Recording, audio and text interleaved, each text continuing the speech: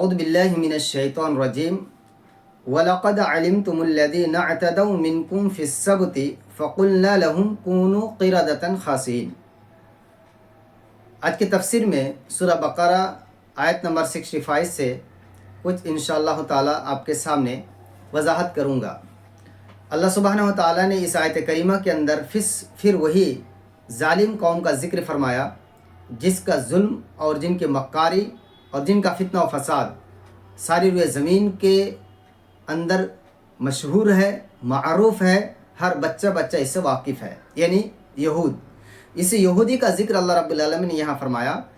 کہ بطور امتحان اور آزمائش اللہ رب العالمین نے ان سے کہا کہ تم سنیچر کے دن مچھلی کا شکار نہ کرو۔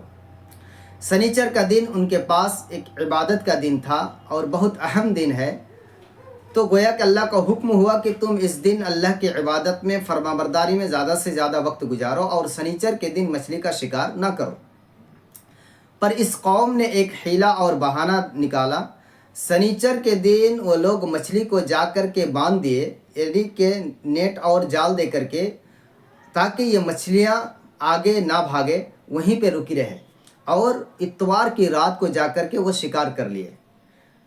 تو اللہ رب العالمین کو ان کی یہ نافرمانی اور ان کا یہ عمل اتنا ناپسند ہوا کہ سیدھے اللہ رب العالمین کا یہ حکم آ گیا، کونوا قردۃ خاسئین، کہ تم سب ذلیل بندر ہو جاؤ۔ رب العالمین کا حکم تھا،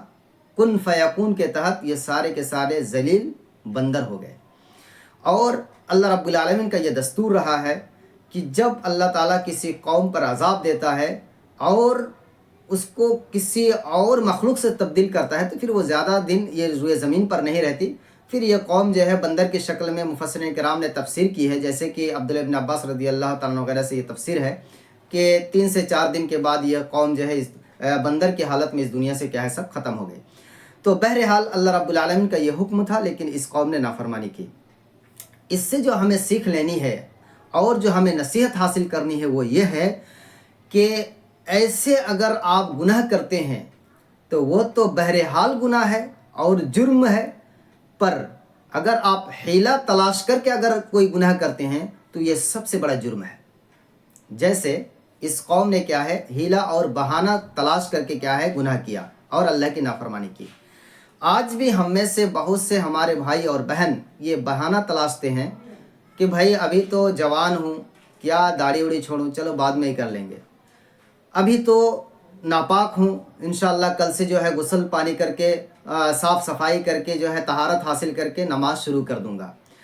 اسی طریقے سے کوئی کہتے ہیں کہ چلو ابھی تو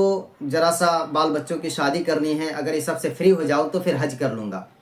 ہماری ماں اور بہن یہ بہانہ بازی کرتی ہیں اور ہیلے تلاش کرتی ہیں کہ چلو چھوٹا بچہ ہے، بار بار پیشاب کر دیتا ہے، پاخانہ کر دیتا ہے، ناپاک رہتی ہوں، فلاں ہے، اور ہیلے اور بہانے کر کے جو ہے اللہ کی نافرمانیاں کرتی ہیں۔ اسی طریقے سے آج میں خصوصاً ہمارے اس بنگال کی بات کر رہا ہوں کہ ہمارے کچھ علاقے ایسے ہیں جہاں پہ بیڑی جیسے حرام کاروبار کیا جاتا ہے، اور بیڑی باندھ کر کے اپنی روزی روٹی کا انتظام کرنے کی کوشش کرتے ہیں، اور پھر جب ان سے منع کیا جاتا ہے تو کہتے ہیں کہ اگر یہ نہیں کروں گا تو پھر کیا کھاؤں گا۔ یہ سب جو ہے حیلے اور بہانے ہیں۔ اگر آپ بیڑی کی وجہ سے آپ کے رزق ہے تو روئے زمین کے اندر سارے مخلوق کو اللہ کیسے رزق دیتا ہے؟ میرے بھائیوں، ابھی تو ایسے آپ کے اگل بغل میں ایسے بھی صوبہ اور ایسے بھی اسٹیٹ ہے جہاں پہ بیڑی وغیرہ نہیں ہے، جہاں پہ بیڑی وغیرہ نہیں باندھا جاتا، تو کیا ان لوگوں کو اللہ تعالیٰ رزق نہیں دیتا؟ کیا ان کے لیے اللہ رب العالمین نے روزی کا کوئی انتظام نہیں کیا؟ تو بہرحال یہ حیلہ اور بہانہ ہے، اور اس کا عذاب جو ہے اللہ کی طرف سے بہت سخت ہے، جیسے کہ اللہ نے یہودیوں کو دیا ہے۔ اور اس واقعہ سے ہمیں یہی عبرت حاصل کرنی چاہیے، اور اللہ رب العالمین نے ہمیں صرف یہ واقعہ سنانے کے لیے نہیں بلکہ اس واقعہ کو بطور عبرت نازل فرمایا ہے تاکہ ہم بھی کوئی حیلہ اور بہانہ تلاش کر کے گناہ نہ کریں، ورنہ ہم بھی ان یہودیوں کی طرح اللہ کی گرفت میں آ سکتے ہیں۔ میرے بھائیوں،